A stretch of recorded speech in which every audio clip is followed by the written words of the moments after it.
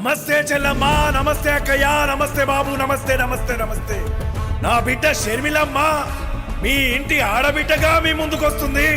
తనను ఆశీర్వదించి మీకు సేవ చేసే భాగ్యాన్ని కల్పించమని 2 చేతులు జోడించి నమస్కరిస్తున్నా.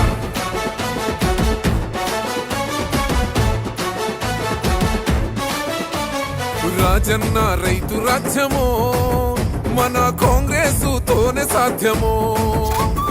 నిలువెత్తు అయ్య రూపము నడిచి వస్తుంది షర్మిలమ్మలా.